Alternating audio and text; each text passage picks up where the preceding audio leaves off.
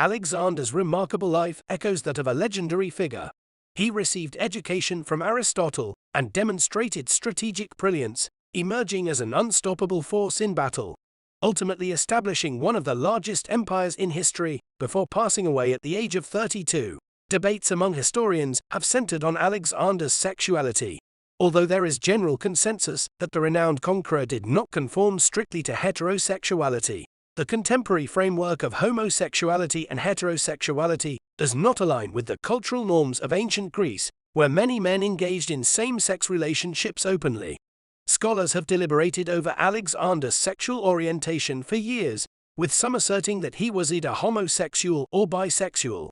The ancient Greeks lacked specific terminology for sexual orientation, and same-sex relationships were likely as prevalent as heterosexual ones.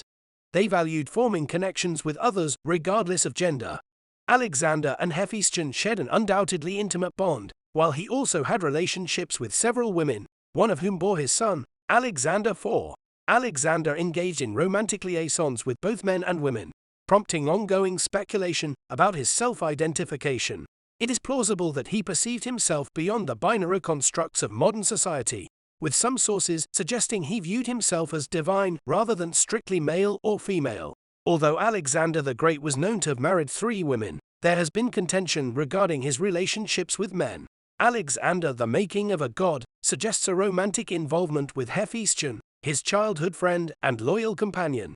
Homosexual relationships were widely accepted during that era, and Hephaestion, as the king's bodyguard, shared an intense bond with Alexander. Tragically, Hephaestion's death from illness in 324 BC left Alexander grief-stricken. Alexander was rumored to have had an affair with Bagoas, a eunuch and courtier in the court of Darius III. Little is known about Bagoas' life prior to encountering Alexander, but he was reputedly a skilled dancer. Given the societal attitudes towards eunuchs, Alexander might have employed his political influence to keep any interactions with Bagoas discreet. Bagoas reportedly participated in various dancing competitions while accompanying Alexander on his travels.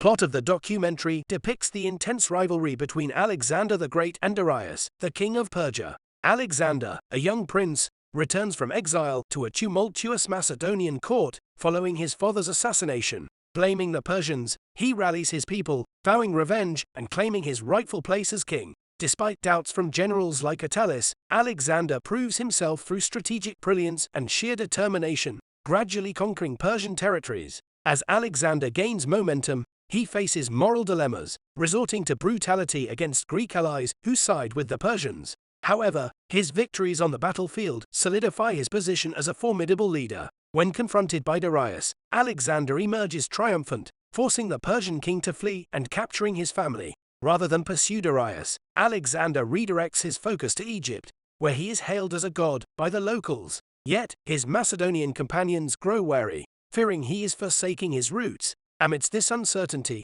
tragedy strikes as Darius's wife dies in childbirth, weakening his claim to the throne and causing his loyalists to waver. Through these trials, the documentary illuminates Alexander's complex character, torn between ambition and legacy. It portrays his rise to power as a tale of conquest and sacrifice, highlighting the challenges he faced and the decisions he made to shape history.